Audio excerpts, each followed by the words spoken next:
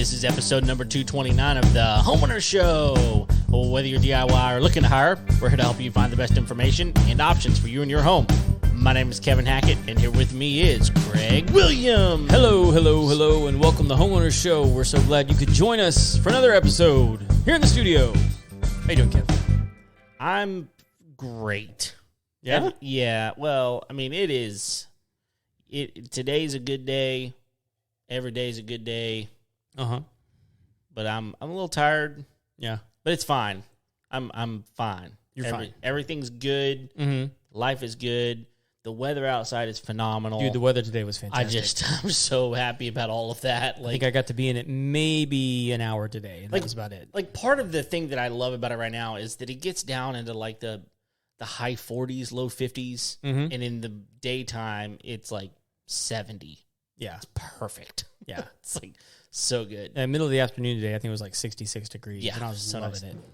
It was so nice. But anyway, I'm good. How are you, man? Good, man. Like we just got back from a trip that you've taken. Okay. To the Kalahari Resort. Oh, dude. So so we did that it was just like last August for my daughter's 10th birthday. Right. So we've been pretty recently, yeah. So Have you just went the once?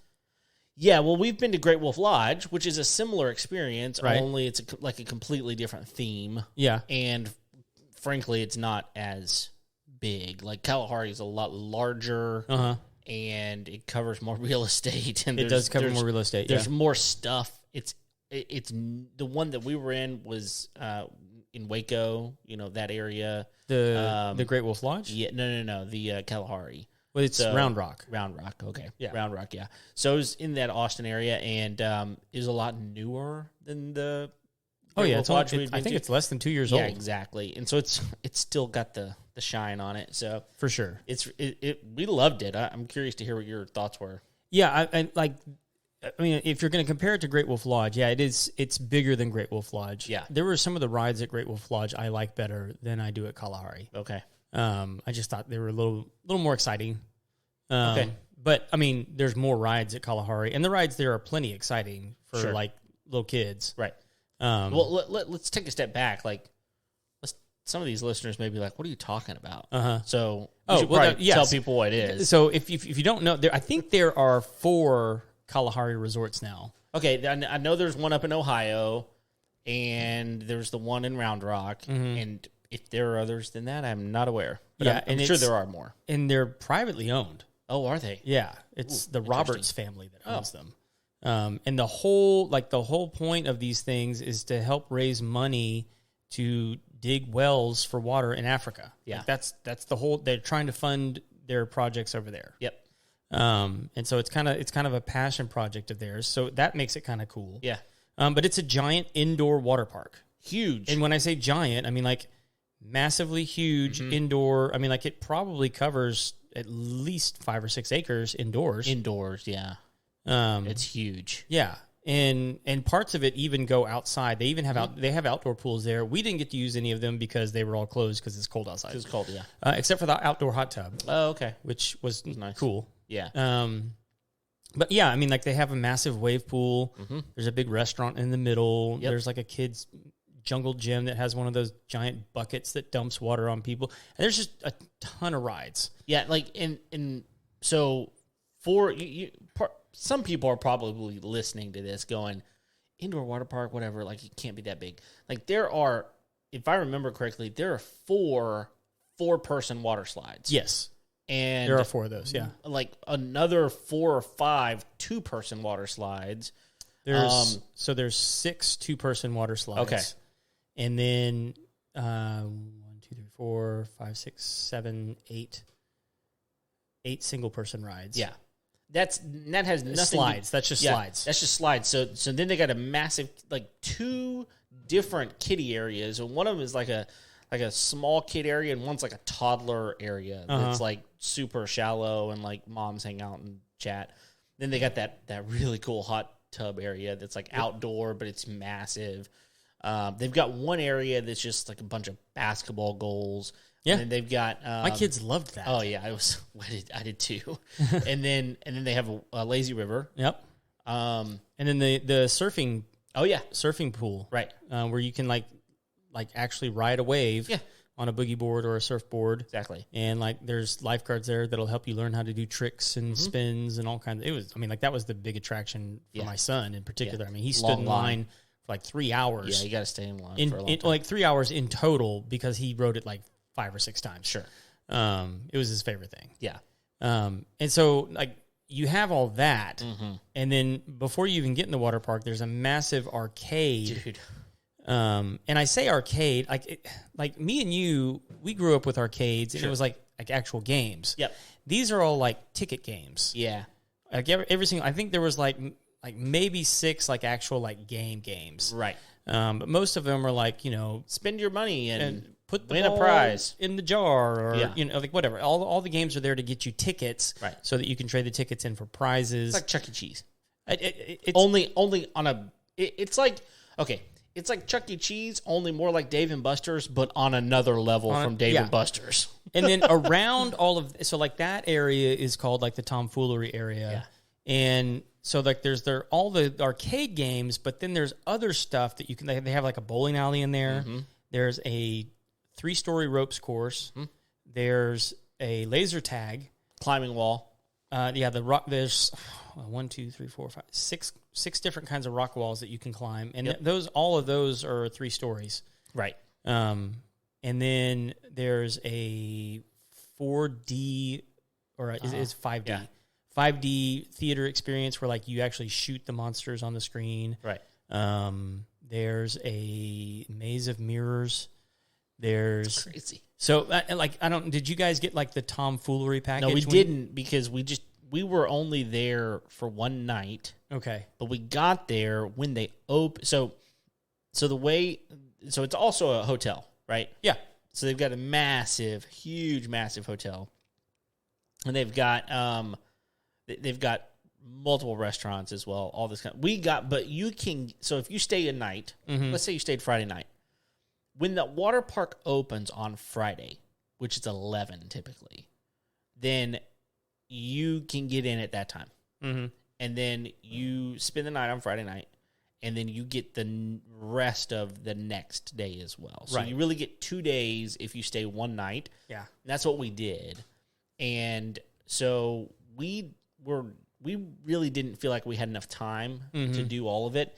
And frankly, we had already spent all our money. So, I mean, it is not a cheap place. And different times are different prices. But in August, the beginning of August, which is when we went, it was, like, for the family of 4 for us, I mean, we spent right around $1,000. Okay.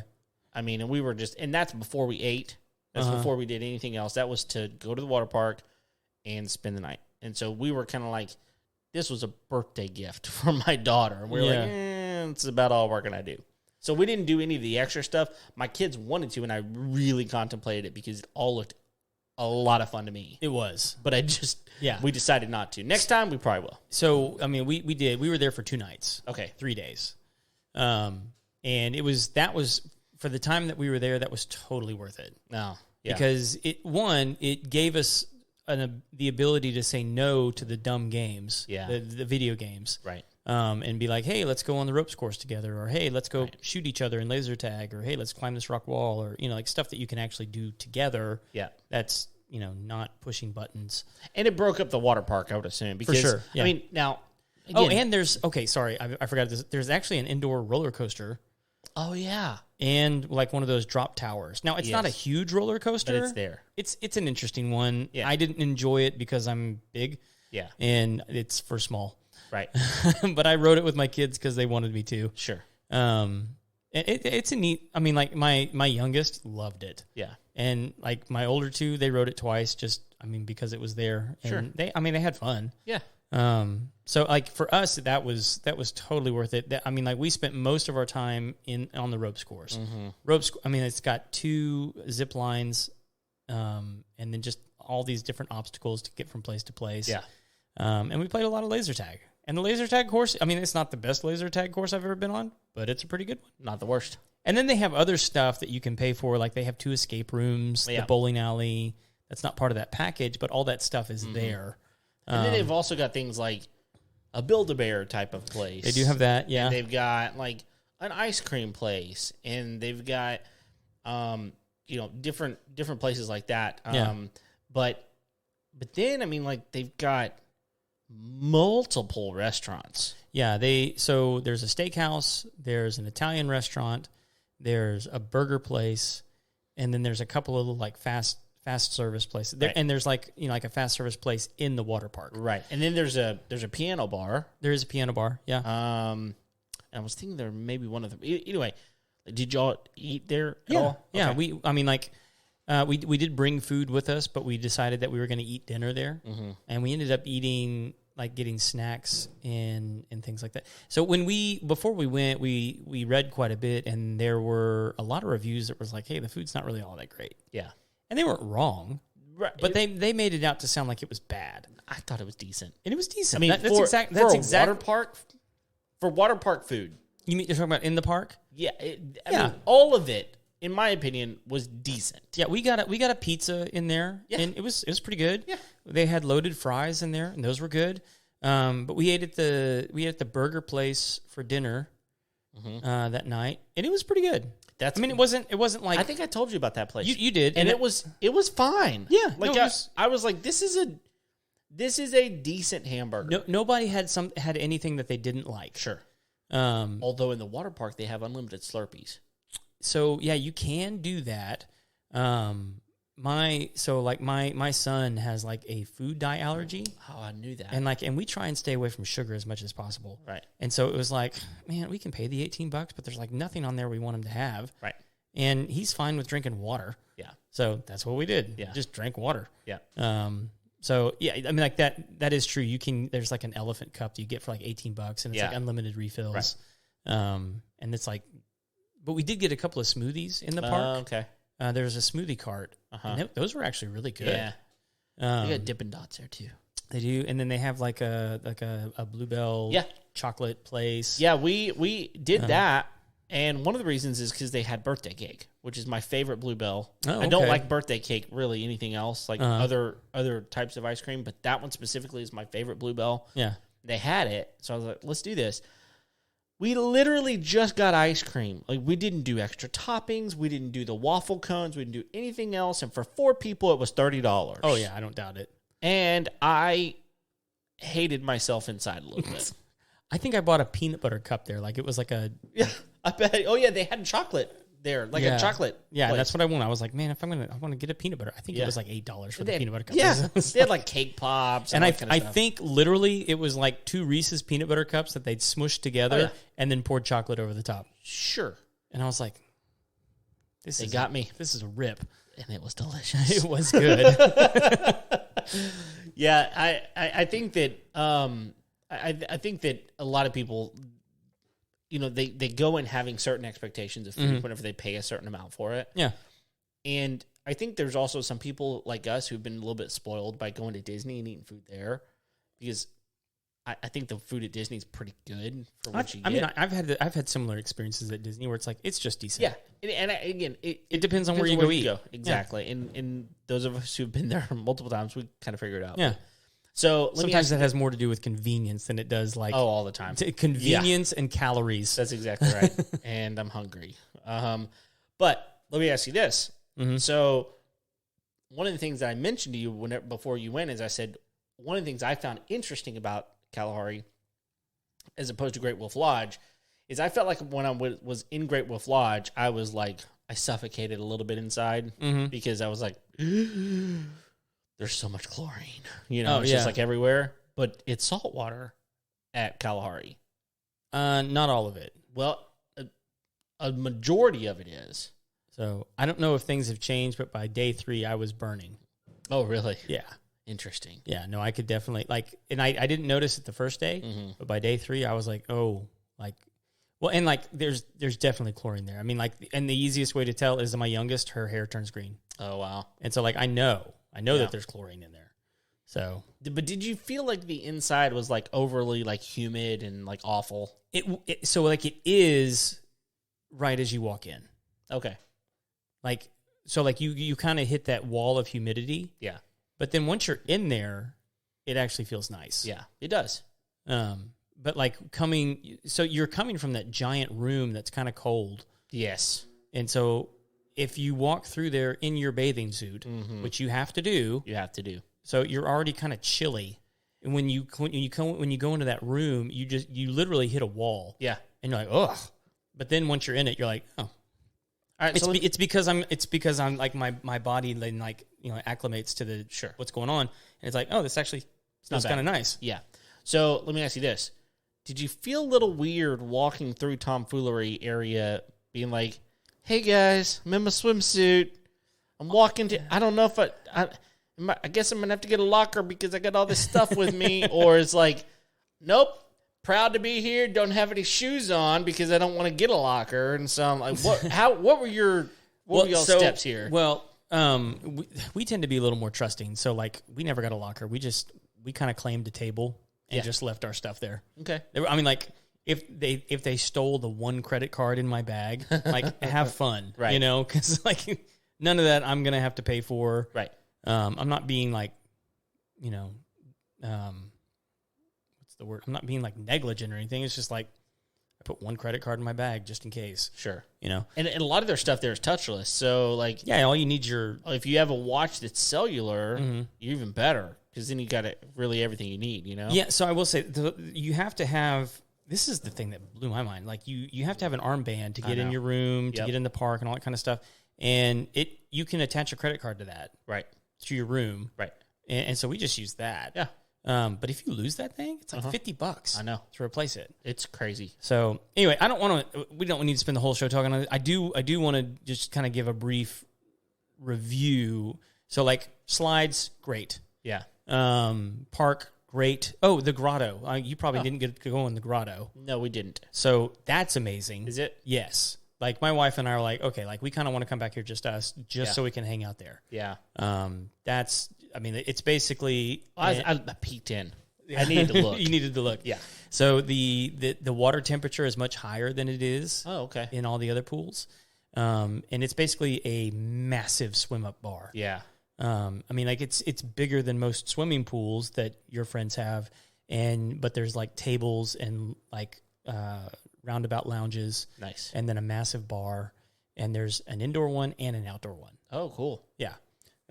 So that was really cool. There were a number of bars, like even down, like when you walk into the foyer, there's the one straight below that. Yeah. And it was never busy. No, it was completely empty most of the time. It's called like the Broken Coconut or something like that. You're right. Yeah, cool. And like that was the other thing. Everything in there is like it just looks nice. It's decorated really well. We were in a 2-bedroom suite. Okay, which was really nice. I bet 2 bathrooms. Nice. And fit everybody super comfortably.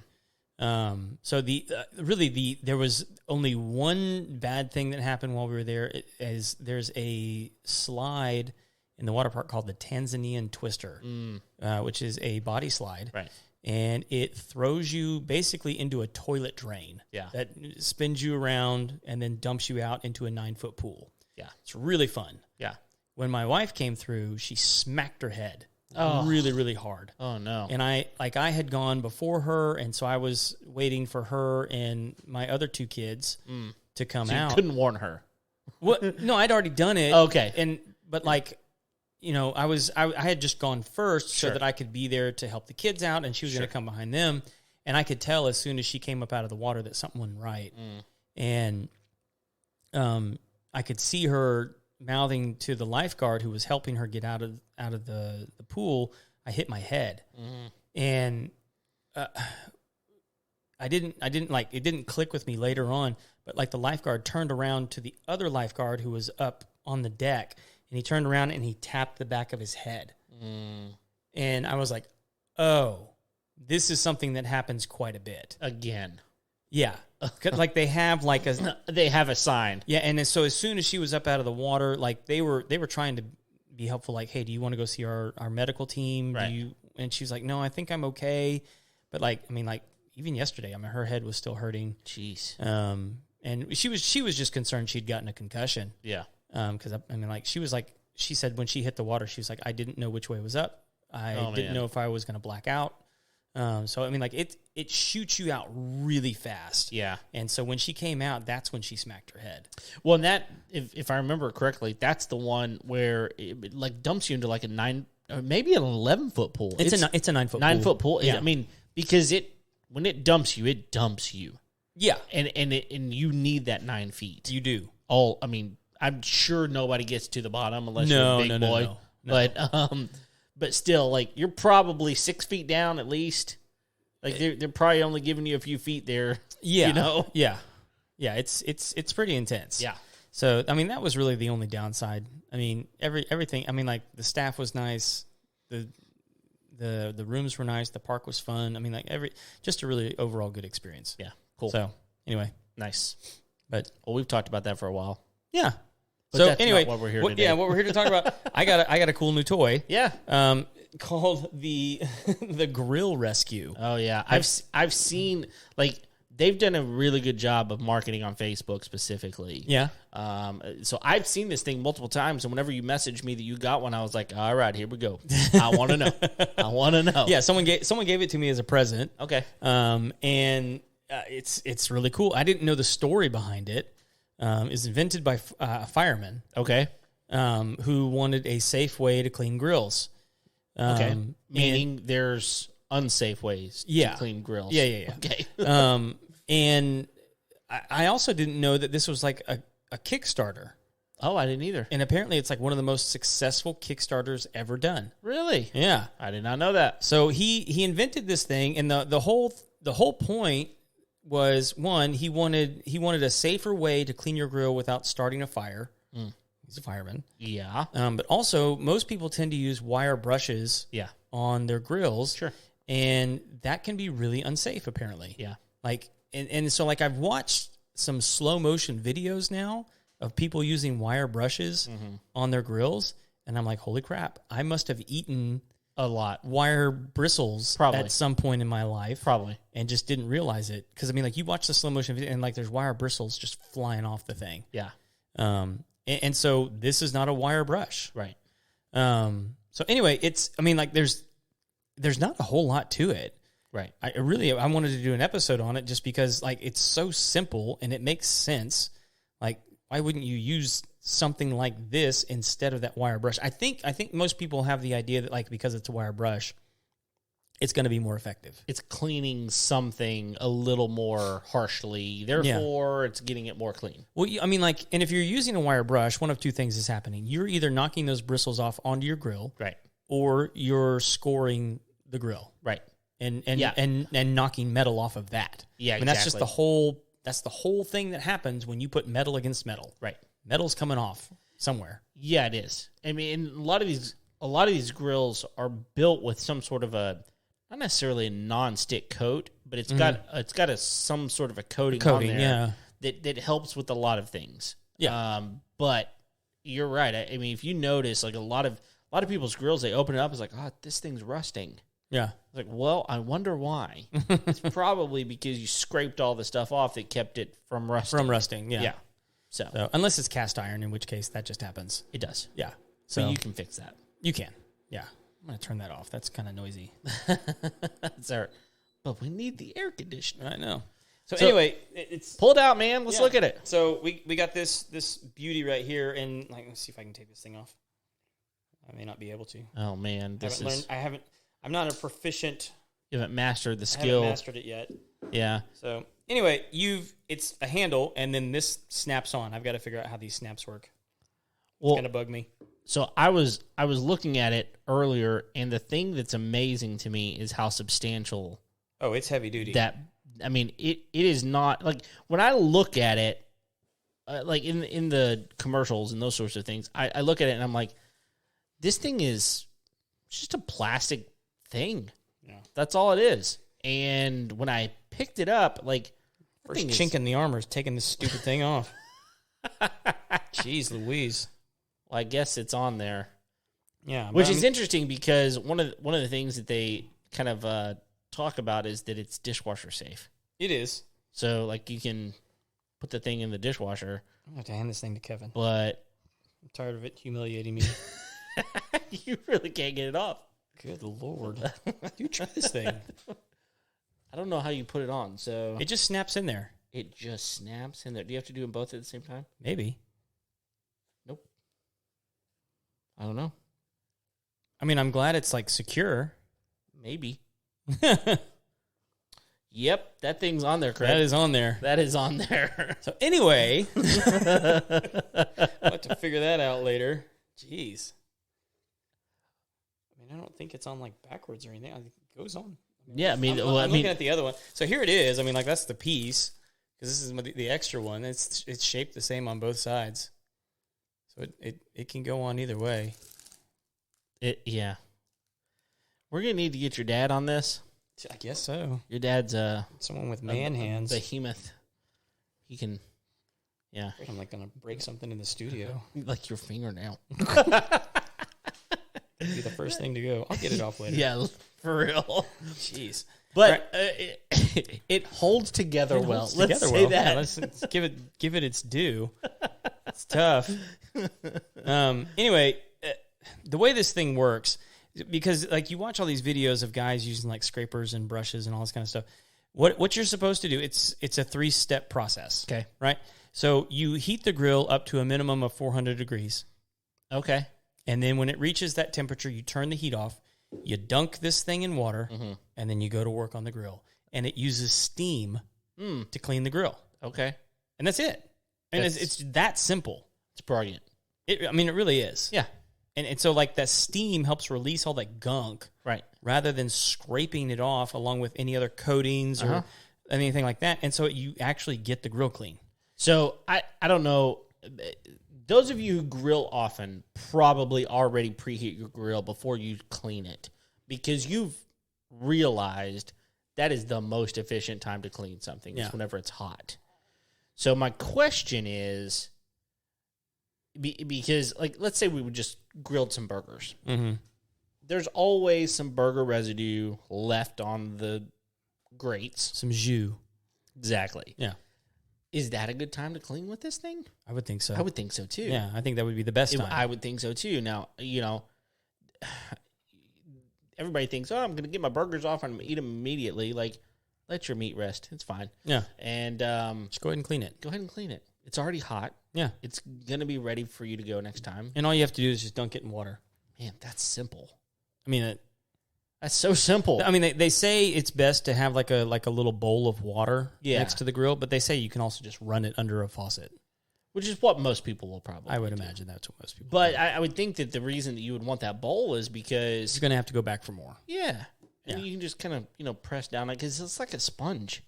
I mean, it is, but it's not. I mean, it's like it's tougher, thicker material. Because like one of the things that they say, and like, again, I just got it, haven't run it, put it through its paces yet. But they say you can buy replacement heads for this thing, but they say like they should last for years. Wow. Yeah. Interesting. And like the branding on it is the world's safest grill brush. Okay. Which, I mean, again, makes sense. It's not going to start a fire and it's not going to leave little metal pieces in for you to cook in your steak next time. Yeah. Like once I saw that, I was like, I'm out. I'm done. I'm done using the wire brush. Right. Like that just grosses me out. I feel like I'm going to like get little metal pinholes in my intestines. Probably will. So, yeah. Yeah, I think when I looked at it the first time, I was like, that's just a piece of plastic with some fabric on it. Yeah, I mean, that is what it is. Yeah, but whenever I picked it up, I'm like, is heavy. Yeah, it is. I mean, it's not some hollow piece of plastic. Like that thing is, you're not going to break it. Mm-mm. And yeah, you could whoop your kids with that. Oh, yeah, you could.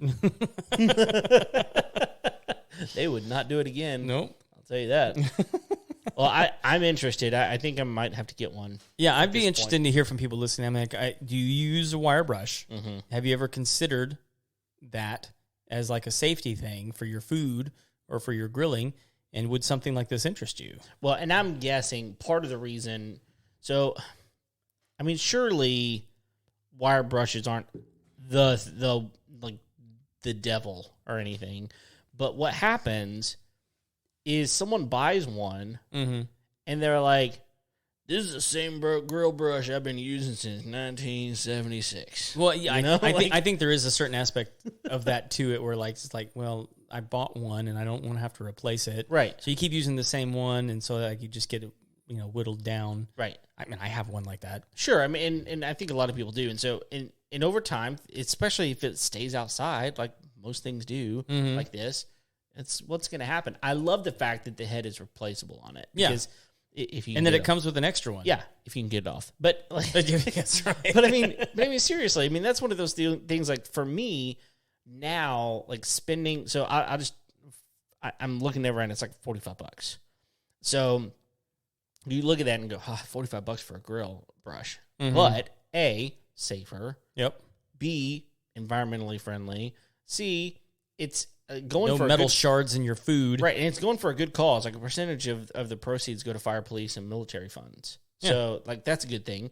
But you can just replace the head on it. Like it's I don't know how much the replacements are. I can't imagine they're too much. I don't either. But like it's not a one and done. And so like to me, that in and of itself, they're $15. That's nothing. I mean, you're going to spend at least that much on a new grill, a new wire brush. Yeah, and then it's going to have the same problem. So. Yeah. So anyway, I'm excited about firing up my grill and cleaning it. I'm excited for you to do that too. When do you want to cook for me?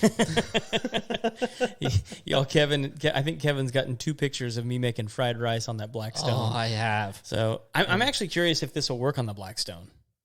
Well, why wouldn't it? I don't have any reason to doubt that it will. Yeah. I'm just because like all the videos and images I've seen of it are great. Yeah. Cleaning a grate. Sure. I would imagine it's the same principle on a flat top. I don't know why not. So I mean, the only thing I think you might have some issue with is just water pooling. Mm-hmm. But it's just going to evaporate, really. Well, what happens on a flat top is if you use water a lot of times to release the gunk. Mm-hmm. But like on a grate, if you release the gunk, which is what you're doing with this, I mean, you're essentially using steam to clean the grate. And that gunk has the chance to fall through. Right. On a flat top, it doesn't. It just evaporates the water and then it sticks back to the top. Sure. So you usually have to have some sort of scraper. Sure.